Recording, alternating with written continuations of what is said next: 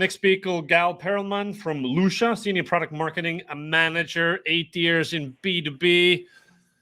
Gal, am I pronouncing your name right? Close enough. It's Gal, in Hebrew it's Gal, and you can call me anything. Yeah.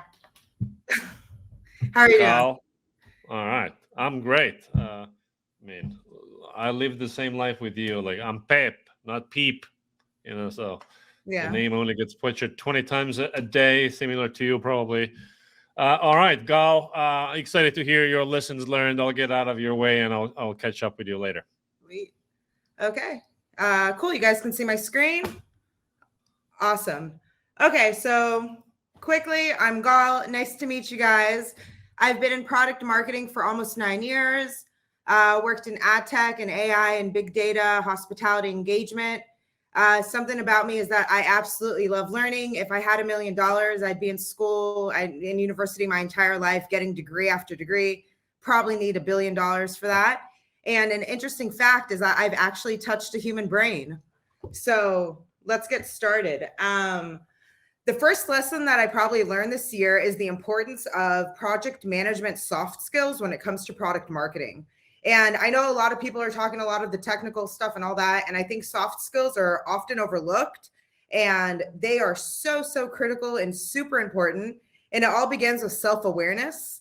You need to be aware of yourself, how you're perceived, how you communicate, how you react to things. You need to know, I can't tell you how many times I've been in conversations in the past year with people where I'm talking to them. They roll they're kind of rolling their eyes while they talk. They're moving their fingers like this. Like, that doesn't make for good communication. That doesn't make for good relationships. Like, it makes me not want to talk to that person. So be aware of how you're acting, how you're being perceived, what your strengths are, what your weaknesses are, and where you can work, what you can work on, and so forth. Soft skills, they help you build good communication. And communication is all about expressing yourself, right? It's verbally and non-verbally, how to get your ideas across and make connections with other people. And this is super, super important, especially when it comes to working, let's say, on a go-to market or on a product or feature release. When you're working with tons of stakeholders, you need to ensure that you're effectively communicating things. Which brings us to the next point. Soft skills and good communications also help you build commitment and accountability. And hopefully most of us work with amazing marketing teams and amazing people. Sometimes there's people who like less responsibility, who like less accountability. And it's really important that by empowering them through communication and by involving them in the process and making them feel like they're making a difference, you do create a sense of accountability across the stakeholders that you're dependent on. This could be anything. It could be the creative, the performance, the social. You want to make sure that people are doing 100% and going all the way, because it's a reflection of your release. And lastly, soft skills are super important because conflicts arise. We're human.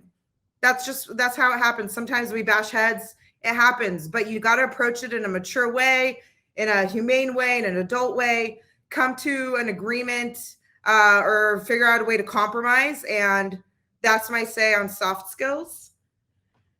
Another thing is that you got to be decisive. And I don't know if I can swear in here, so I'll just say make it happen. It's really a shame that people are more afraid of failure than they are of success. And as PMMs, we're dependent on 1.5 million stakeholders, right? And sometimes a lot of decision makers. And it's funny that they call them decision makers, because a lot of the times, most of those people don't make any decisions. All they do is point their fingers and talk and brainstorm. And nobody wants to be held accountable. Nobody wants to be in trouble if their decision didn't go for it. And just move forward with your ideas and make it happen. My boss is speaking next, so hopefully I won't get to this, but don't ask for permissions all the time on everything you do. Just do it. Apologize later. Act now. Apologize later. It's better oftentimes just to move forward than not do anything at all. And lastly, for me, my biggest lesson is that this is an amazing position. I think people who have product marketing positions, I'm super passionate about this. you get paid to learn and use your brain and get smarter. There is no box. Like, you can be as creative as possible, always innovative, coming up with new ideas and new ways to convey value to your customers, whether they're internal or external, whether it's through creative, whether it's through landing pages, through copy, through videos. Like, you have an opportunity to put your brains with your creativity. Like, that's not something that happens with all positions and all jobs. And like, you should really, really appreciate that if you're a PMM, and you get to work with amazing people across the organization. And like, I'm a strong believer, if you're the smartest person in the room, you're not in the right room. So you can always learn from people, even no matter how different they are, no matter how much you think you can't learn from them, you can always learn from something if you come and you listen and you come with an open mind. And I guess for the future, for me, like, it's all about being humble, listening, adapting, and improving. And I'm not the biggest talker. I like listening a lot. So I do appreciate this extra. You have to listen. You have to listen. You can't be the one who's always talking. Let people have a chance to speak. Don't let them be scared to speak. If you can't adapt, you can't improve, you can't do iterations, you don't know where to go if the only person you're listening to is yourself. So make sure to listen. And that being said, I talked kind of fast and all that stuff. So that was my thing. So yeah, it was that's all. Awesome. Well, for somebody who likes to just learn, you're a hell of a talker. So yeah. Right on. Awesome. Actually, I understand that we're going to do Q&A with you after, when your colleague Inbar, hello Inbar, after your colleague also finishes talking about her lessons learned, then we'll do a joint Q&A. So I guess, Gal, do you want to also hop off the stage with me? Yes. All right. Well, Inbar. Hi. Film school refugee, bringing storytelling to product marketing. Yeah, I'm all about it. Cool. Let's go. Okay. So hold on one second. Of course, I thought I was okay, and now it's giving me a problem. But hopefully we'll be okay. Okay, here we are. You all are seeing my screen, right? Yes? Okay, yeah, I see that you are. Hi. Okay, so I think it's really important to just kind of give you a little background about me. I'm actually really new to Lucia. I joined about 3.5 months ago. And I think this kind of this new place and looking at things with fresh eyes really taught me a lot over the last 3 months. So first I'll start giving you a little bit of background. As Pep mentioned, I am a film school survivor. I actually have a master's degree in film directing from the American Film Institute Conservatory, which I often call the lowest ROI degree in history. But I left that quite a while back. I've been in marketing for 12 years. Got my start in content marketing and product marketing. Actually, my last couple of positions were as a VP marketing at early stage startups. I brought 2 companies from Series A to Series B. And then, recently I wanted to go back to my roots and just do what I truly love, which is content marketing and product marketing. And here I am. Also very important, I'm a mom of 2 amazing children, 9-year-old and 5-year-old. And they are currently home and knowing not to knock on my door. So let's hope that keeps on happening. Okay, so the thing that's really cool about coming into a new company is that oftentimes, things that kind of are your guiding philosophy become new again. And so I think one of the things that's really interesting about Lucia, Lucia sells to salespeople and to SDRs. And we're all product marketers here, so we all know salespeople. And I think salespeople probably have the shortest attention span in the history of the universe. And let's think about the fact that, we have like a double challenge here, which is we need to educate salespeople about how to sell to salespeople. And one of the things that I really started doing with the team, once I got on board, we were seeing that there was a bit of like an engagement issue with a lot of the stuff we created. And I think some of it was because things were, we have a tendency, and the team is amazing. Like God just mentioned, she's on my team. She does great work. I think as product marketers, though, we can get a little jargony with what we do. And oftentimes, when we write something out, it might really make sense to us, but it might be really, really hard for people to digest later on. I've done, I worked in content and product marketing for a really long time, and I've done a lot of research around this. You all know, nobody reads anymore. Like nobody reads. We can go and torture ourselves and, figure out, how to perfectly phrase something in one way or another. But at the end of the day, nobody's really going to read that whole thing, right? And so oftentimes what I do when I look at my team's work is I skim it. I'm a writer myself, and I find that offensive on a lot of levels, but I skim it. And if I don't understand what they have written by skimming, then I automatically challenge them to fix it. And literally, like I've been leaving comments, big words, Hulk smash. I think that it's really important to think about that, to think about who your end customer is, who's going to actually interact with this content, whether it's a slide deck that you're creating or a one sheet. You need to create things for skimming.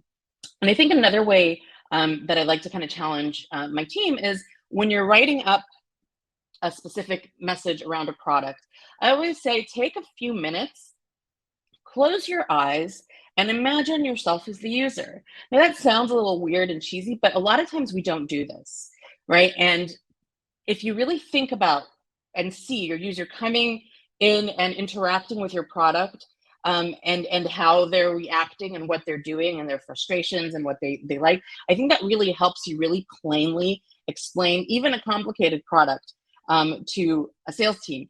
I think for Lucia, it's been a particularly big challenge because we've got a very product-led growth company that has now really come into the enterprise space. And so a lot of our salespeople are used to selling up on something that is self-service. And these days we're doing much more than that. We're opening up to bigger companies and not necessarily going only the self-service route. And so it's really important for us to clearly communicate these more complex products to our go-to-market organization. And we want to do that in the simplest way possible. And I found that visualization is a really big thing there. And I always like to say, one of my jokes, like anything that you write, just think, if I brought my uncle here and gave him 2 beers, would he understand this, right? And if the answer is no, then that means that you're not doing a good enough job explaining things. And so, yeah, that's the drunk uncle test. Lesson 2, which has been a big one. A launch is a process, not an event. So what does that mean? I think that a lot of times it's really easy for product marketing teams to look at a launch in terms of just the end date, like what's the date that this drops. And I think the problem with that is it becomes kind of like a mushroom cloud for the go-to-market organization, because a lot of times it's the first time they're interacting with your enablement materials, and they're seeing, a PR if there's one, or a new web page, and all of this kind of happening at once creates a lot of questions and a lot of noise on launch day, but also I think creates kind of a lower understanding. I feel like when you start treating launches as a process rather than an event, the date becomes secondary. I mean, we all know product loves to commit on dates when they're ready, and a lot of times they're late. And I can't tell you the amount of times I've seen salespeople smash things out of anger, like I said, salespeople, because it was promised on day X and it wasn't delivered then. And how could you?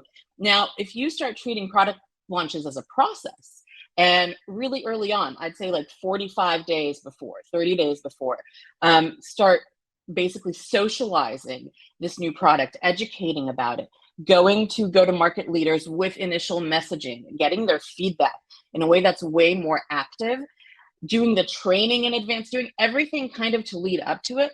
The actual event, the launch date, becomes an afterthought. And so if it's a couple of days late, if it's a couple of days early, nobody really cares at that point, because they know they're on top of things and they're not getting everything kind of dropped on them at once. And by the way, shout out to Gal, who just finished presenting. She literally rebuilt our entire team's product launch process over the last month and a half to precisely do this, to precisely look at it as a process. and not an event. And it's made a huge difference. We've got some big strategic launches coming up in the next couple of months. And I already know that it's going to be a very different experience for everyone because of it. So that's lesson 2. Lesson 3, for me, I think there's a really big one. I would say this is the biggest. Sometimes we're lucky and we're first to market with a product, but most of us have competitors, and sometimes we beat those competitors, sometimes we lose to those competitors. But I often feel like a company can get too in the weeds with getting, with their competitors. What I mean is this. We have a competitive intelligence manager on my team, and it is amazing to see that angle on a regular basis. That being said, I think that when it comes to actually educating our salespeople and enablement materials, we need to not look at competitors as competitors. We might not be first to market with a product. We might be doing a Me Too launch sometimes. That doesn't mean that our prospects know this, right? We are the most educated about our competitive landscape. Our prospects most likely are not. And so if they're doing research and if they're evaluating us against other competitors, of course, we need talk tracks about that. We need objection handling. We need to help enable the sales team to meet that competitive situation up front. But most of the prospects who come to our site, who hear our pitch, who try our product are not that savvy about the landscape. And so no matter what, everything needs to be treated as if it's first to market. I think that, if you're a company that strives to do things in a wonderful and in excellence, then you might as well be first to market. If if your competitor had this integration 6 months ago, but your integration is better, you're first to market with this integration. And so, I always find that it's really important to arm your sales team with these objections. But when you frame things, when you message them, when you put them together, whether it's on websites or in your sales training or anything else, you first need to emphasize where you shine, and everything should be treated as your first to market. Sometimes, if you're up against somebody big, your sales team might feel defeatist about that, but there's always places where you win. Every single time, there's always places where you win. And if you put together your strategy, emphasizing the places where you win, it will set you up for success in a much better way. And I think that's huge, especially in this current landscape. We've got so many people maybe who had multiple vendors or multiple providers of solutions looking to consolidate, looking to save money. You need to explain who you are more than anything, where you shine, to really stand out from that. 2023 for us at Lucia, I think is going to be about inspiring our sales team. You're selling to sellers, and so I think for us, we're really feeling in our prospects like the crunch of their budget cuts, and how it's getting difficult for our customers as well. And I think that as a brand, we want to elevate our prospects. We want to help them win. We want them to feel inspired. And I feel like in order for that to do that, we want to elevate and inspire our own team.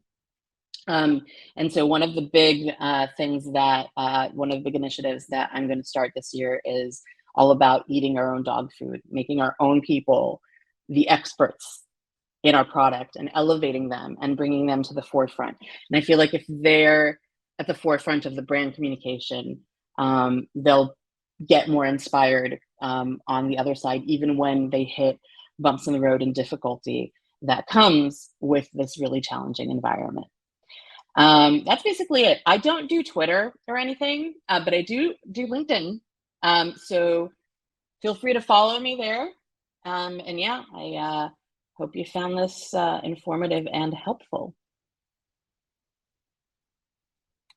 Thank you very much. So, guys, any questions? Do Inbar or Gal, please type them in the chat or the questions tab. I have one question. So, what changes in product marketing or the way you do product marketing when you go from PLG to more sales-led enterprise? So Lucia was really like hardcore PLG. And so the transition there was super challenging from a lot of different levels. For one, most of what we were doing before was upselling, right? So we would catch users on our platform, and we still do that, right? We still do this kind of bottom-up approach, like, hey, you've got 30 users who are using Lucia. Consider consider our enterprise plan. Consider that. Gal, you should hit participate so you can join us too.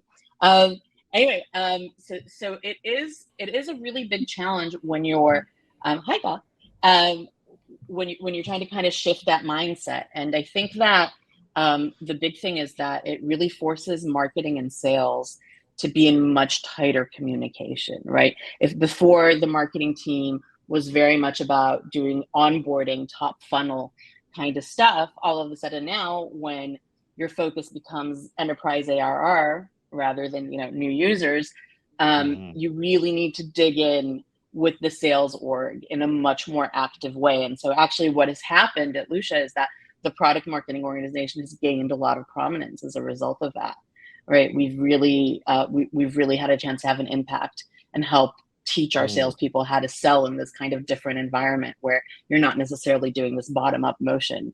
You might be doing a top-down. Gotcha. Thank you. One other question: measuring success. So product marketing compared to other functions is relatively young, and in so many organizations they don't know what metric product marketing should own. So what's it like at Lucia? How are you guys measuring progress, or whether you're doing it right? Gal, do you mind if I take this? Go for it. We're literally rethinking this right now, right? Our focus, I think, at this point is we are tied to ARR goals and conversion rates. So a lot of the work that we're going to be doing in the next few months is about changing our onboarding process, trying to refocus the way we message our product, trying to bring people down into what we call a product qualified lead that can become then an enterprise demo. And so that conversion rate from user or lead to product qualified lead to demo is something that as product marketing we have a huge impact on. And then the ARR part, of course, is about closing, which also we have an impact on. Okay, but how do you know what impact did product marketing have on it? Because sales says it's all us, and I think everybody wants to take credit for all of the successes, and everybody wants to place blame on the failures. And there's always going to be overlap, right? We have the same goals as customer success sometimes, and we have the same goals as we've got a growth team. Their entire job is within the product, to drive adoption, and they've got very similar goals. If not the same. I don't think that's a bad thing. I think that the wonderful thing, by the way, about Lucia is that nobody fights over that. Everybody understands that it's a joint effort, and so we all have our eyes on the ball when it comes to the metrics that we're responsible for, and everybody celebrates when they work, and everybody comes in and does lessons learned when they don't.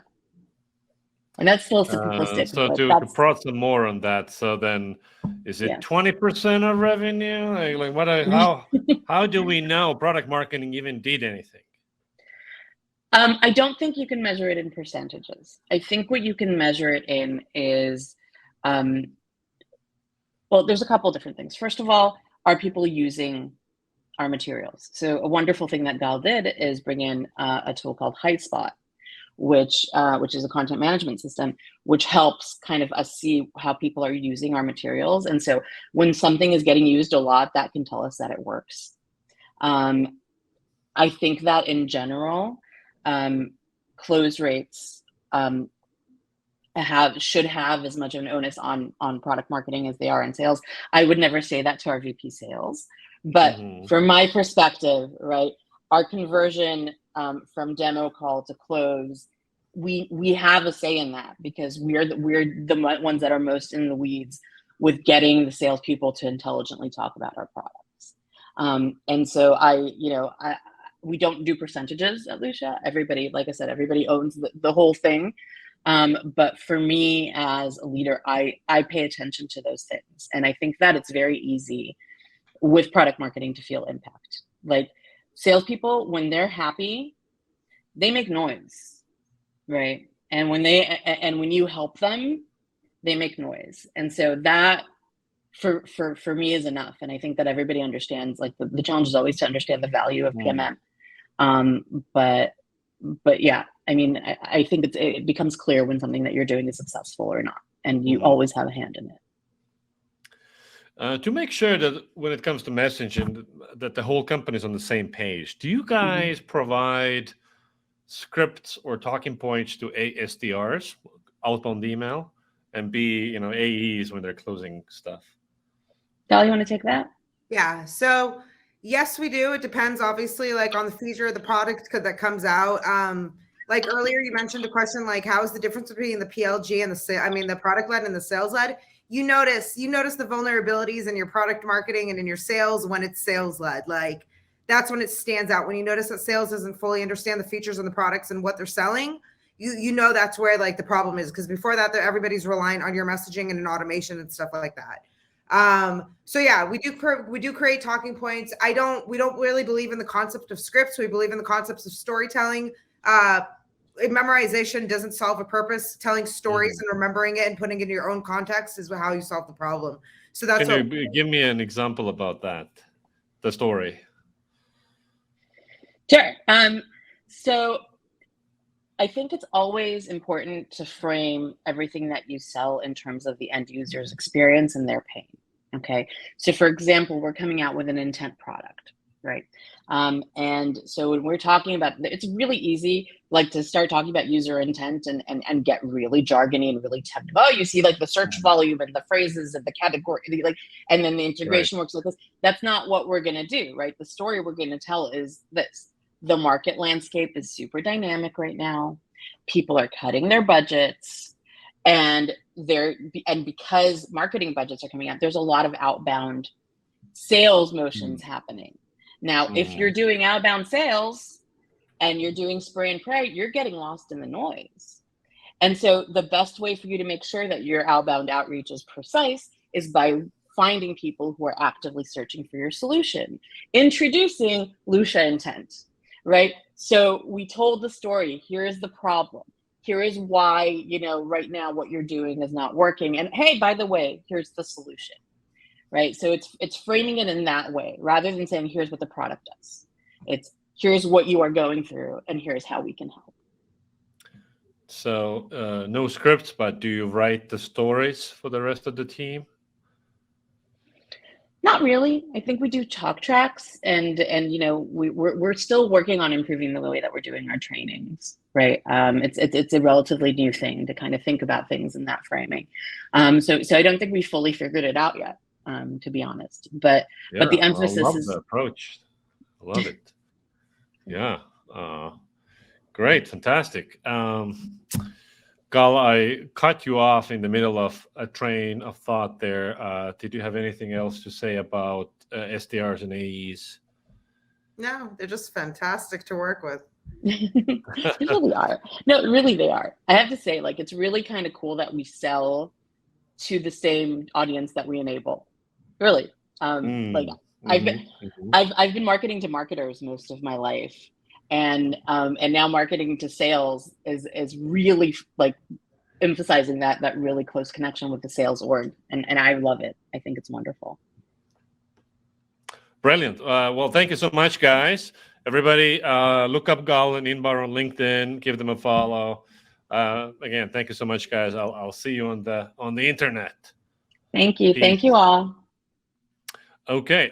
So we are. Can you imagine ahead of the schedule? but it looks like we have Inbar coming back. Yeah. I just wanted to. I know that some of it we went past, so I figured let's jump back in because I've got I think I've got some insight maybe we can talk about. So let me share something. Remember, I said we were very new in what we're doing. Moving from this PLG motion into this more enterprise top-down motion has actually put us in a full repositioning process with the company. Like we're literally building new messaging from scratch, and that we're going to teach the entire organization. Like this is how we sell Lucia now. And we've been going through this really, really deep process, which I'm happy to discuss. Like if everybody wants to talk positioning while we're since we have a little extra time. Yeah, please. So tell me about the reason for repositioning, the challenges of it, and then how are you going about, how are you deciding about like what it should be instead? Amazing. Okay, so the reason is exactly this, is that we've been, as a PLG company, we've been going SDR first, right? We are a data, like basically a data provider, B2B prospecting data provider. We also are getting into like audience building for marketers. But at our core initially, we started out as a little extension on a browser where people were looking through LinkedIn and trying to find contact details for people. That's where Lucia started, right? And over the last couple of years, we've become a tech unicorn. And one of the reasons we have is because we have incredibly accurate data. And we decided to leverage that into building a full platform, right? Into giving ZoomInfo a fight, right? And I think there's a couple others. We've got Cognizant and Apollo and everything. So we decided to move from a very product-focused extension to a prospecting platform, and we've been there for about a year.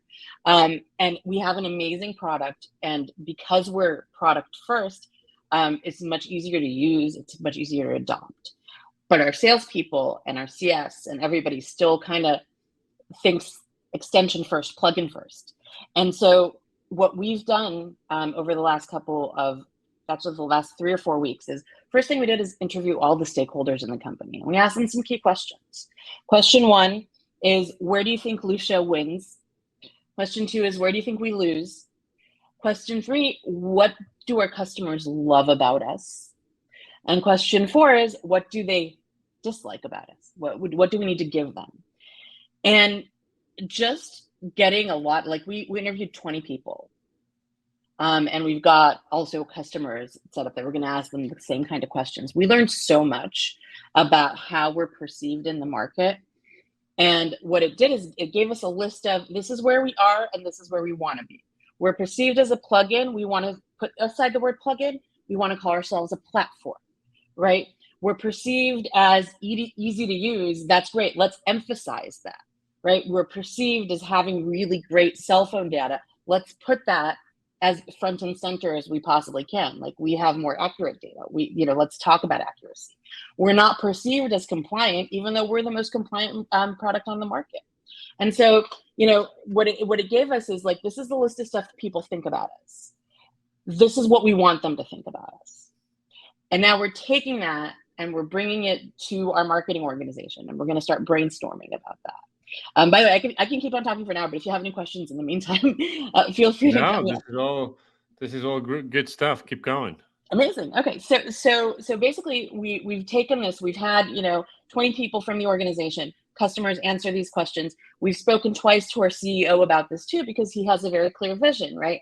And when we're doing a new position in the market, we don't want to talk just about where we are. We want to talk about where we want to be. Okay, so we have the vision of where we want to be. We have the vision of how we're perceived, and we have a vision of how we want to change that. And so our next step is we're going to come together. We have an amazing creative team. We're going to start dumping ideas out, right? Let's call it let's call it intelligent go-to-market. Let's call it a one-stop shop, using the word one, like closed one-stop shop, like doing this big brainstorming thing, coming up with like a big old bunch of options with messaging. And in the meantime, doing some very careful work about our personas, because that's also changed, right? We were selling to SDRs before. Now we need to speak to sales leadership, marketing leadership. And what we're eventually going to be doing in about 2 weeks' time, our deliverable is a sales training deck, how to tell the new Lucia story. And it's going to have a new positioning statement where we hit on all of those things of how we want to be perceived. It's going to have a revamped USP list where we're strong. It's going to be about accuracy, and it's going to be about making things easy. And it's going to have a big list of value propositions, a rethought out persona map, a rethought out landscape. And all of that we're going to then communicate to our go-to-market organization. Not only are we doing that, we're literally changing our entire site. Using you all sometimes, by the way, to really recraft our message. So we're still speaking to those SDRs. Those SDRs are the bread and butter of our business, but we're bringing in the leaders now as well. And so the process is going to be done within the next 2 weeks. And then Q1 is going to be all about doing this overhaul in our message, with a lot of really careful A/B tested, with a lot of getting feedback using Winter, and really trying to, make sure that everything that we're communicating now is understood and done in a really sufficient, as I say, Hulk smash kind of way, basically. So when previously being pure BLG, was it that you were selling or marketing to primarily to the end user? Yes. And now with enterprise motion, it's like there's an economic buyer aspect there. Precisely. We've got a challenge because our day-to-day user is not actually the person who writes the checks, right? And it's always been that way. And so in the past, we have a groundswell. SDRs love us. We are by far like SDR's best friend. And so in the past, what we've done is, okay, here's a qualified company. There's a bunch of users there. Let's bring them into enterprise. Now, the challenge is, how do we bring in decision makers without them necessarily going to the platform first, right? Obviously, if they go to the platform, they very, very easily understand where we win and they see our value, but not all of them are going to. My VP sales doesn't do prospecting. He doesn't have time to do that. And so we need to talk to those people in a very different way than we talk to our SDRs, and we can't ignore the SDRs. But we need to figure out a way to, Right. So classically, this is a common product marketing challenge. So on your key landing pages, such as your homepage, yes, who are you speaking to?